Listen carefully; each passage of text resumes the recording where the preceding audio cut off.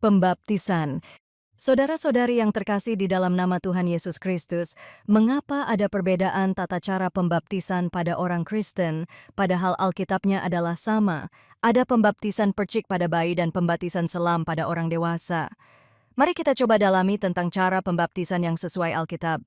Di dalam kamus Alkitab, arti pembaptisan itu adalah di antara orang-orang Yahudi, khususnya pada zaman Tuhan Yesus lahir, baptisan terutama sekali berarti 1.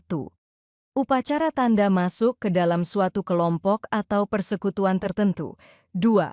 Upacara pembersihan dari dosa-dosa, misalnya Markus 1 ayat 4.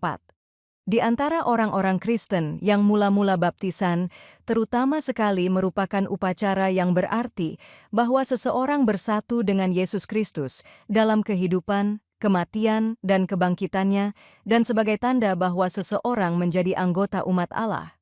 Roma 6 ayat 3. Atau tidak tahukah kamu bahwa kita semua yang telah dibaptis dalam Kristus telah dibaptis dalam kematiannya? Dengan demikian, kita telah dikuburkan bersama-sama dengan Dia oleh baptisan dalam kematian, supaya, sama seperti Kristus telah dibangkitkan dari antara orang mati oleh kemuliaan Bapa, demikian juga kita akan hidup dalam hidup yang baru. Sebab jika kita telah menjadi satu dengan apa yang sama dengan kematiannya, kita juga akan menjadi satu dengan apa yang sama dengan kebangkitannya. Karena kita tahu bahwa manusia lama kita telah turut disalibkan, supaya tubuh dosa kita hilang kuasanya, agar jangan kita menghambakan diri lagi kepada dosa. Baptisan dikenal sebagai ritual inisiasi Kristen yang melambangkan pembersihan dosa. Baptisan juga melambangkan kematian bersama Yesus. Dengan masuk ke dalam air, orang yang dibaptiskan itu dilambangkan telah mati. Ketika ia keluar lagi dari air, digambarkan sebagai kebangkitannya kembali. Sebagaimana Yesus mengatakan kepada Nikodemus bahwa seseorang harus dilahirkan kembali, karena seseorang itu asal mulanya lahir dari daging, tapi ketika dia sudah bertobat, harus dilahirkan kembali dari air dan roh. Yohanes 3 ayat 3, Yesus menjawab, katanya, "Aku berkata kepadamu, sesungguhnya jika seorang tidak dilahirkan kembali, ia tidak dapat melihat kerajaan Allah." Kata Nikodemus kepadanya, "Bagaimanakah mungkin seorang dilahirkan kalau ia sudah tua? Dapatkah ia masuk kembali ke dalam rahim ibunya dan dilahirkan lagi?" Jawab Yesus, "Aku berkata kepadamu, sesungguhnya jika seorang tidak dilahirkan dari air dan roh, ia tidak dapat masuk ke dalam kerajaan Allah. Apa yang dilahirkan dari daging adalah daging, dan apa yang dilahirkan dari roh adalah roh." Air melambangkan Yesus atau firman yang disebut air hidup, dan roh itu sendiri adalah Allah. Yohanes 4 ayat 10 jawab Yesus kepadanya, "Jikalau engkau tahu tentang karunia Allah dan siapakah Dia yang berkata kepadamu, 'Berilah aku minum,' niscaya engkau telah meminta kepadanya, dan Ia telah memberikan kepadamu air hidup." Yohanes 4 ayat 24. Allah itu roh, dan barang siapa menyembah Dia, harus menyembahnya dalam roh dan kebenaran. Yesus mengatakan harus lahir dari air dan roh, supaya bisa masuk kerajaan Allah. Maka pada umumnya gereja-gereja Alitran Pentakosta mengadakan dua acara baptisan, yaitu baptisan air dengan cara selam dan baptisan roh, seperti yang dialami oleh murid-murid Yesus.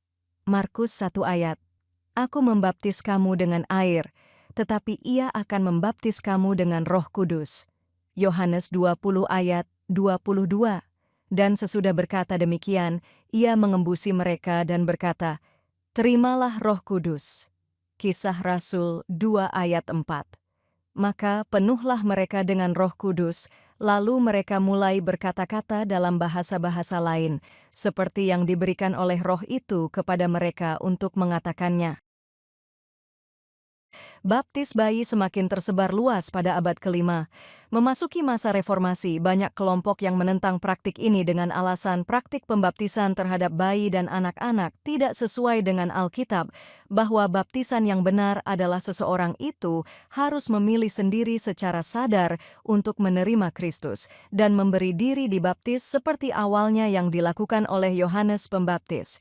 Yohanes Pembaptis menyerukan bertobat dulu baru beri dirimu dibaptis. Markus 1 ayat 4.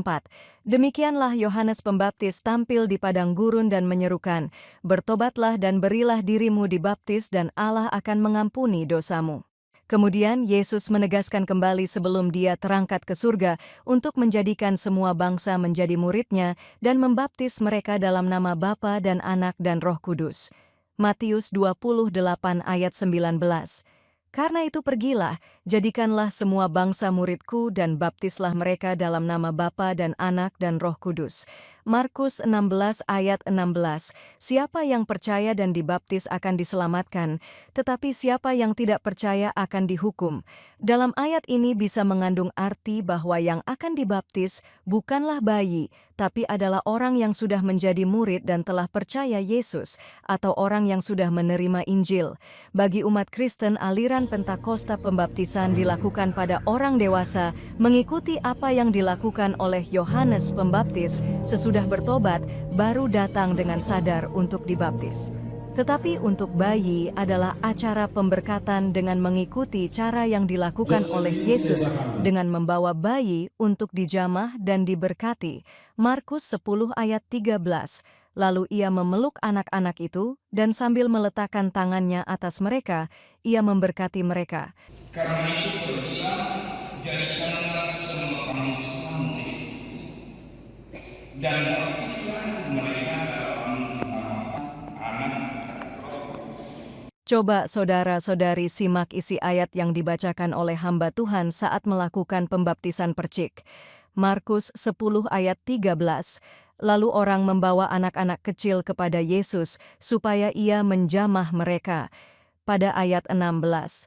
Lalu ia memeluk anak-anak itu dan sambil meletakkan tangannya atas mereka ia memberkati mereka.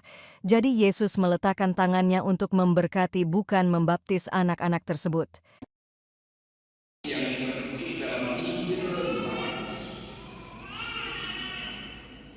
lalu orang membawa anak kecil kepada Yesus supaya dijamah.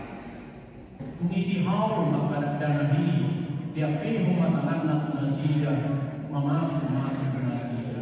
Adapun perbedaan-perbedaan tata cara pembaptisan ini, itu adalah aturan dari gereja masing-masing dan tidak ada yang berhak untuk menghakimi, karena hal itu adalah urusan Tuhan untuk menentukan salah atau tidak, tapi setidaknya umat Kristen harus mengembangkan pengetahuan sebelum firman Allah ini disembunyikan, supaya aturan gereja sesuai dengan Alkitab, karena Alkitab adalah panduan hidup yang diberikan bagi umat Kristen.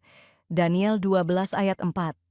Tetapi engkau, Daniel, sembunyikanlah segala firman itu, dan meteraikanlah kitab itu sampai pada akhir zaman.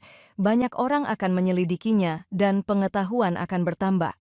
Dengan mendalami Alkitab, maka seluruh organisasi gereja yang ada di muka bumi bisa satu aturan sesuai Alkitab, bukan hasil pemikiran sendiri. Pada sebagian umat Kristen, suku Batak acara pembaptisan atau acara tardidi ini disandingkan dengan acara adat. Setelah acara pembaptisan di gereja sudah selesai, kalau kita simak secara logika sebelum ada agama, acara adat tardidi ini belum ada karena belum ada agama. Yang ada adalah acara martutu aek, berarti adat tardidi itu seharusnya juga tidak ada, tetapi Megapa zaman sekarang ini menjadi diadakan. Atau apakah acara martutu aek ini disangkut pautkan dengan acara adat tardidi?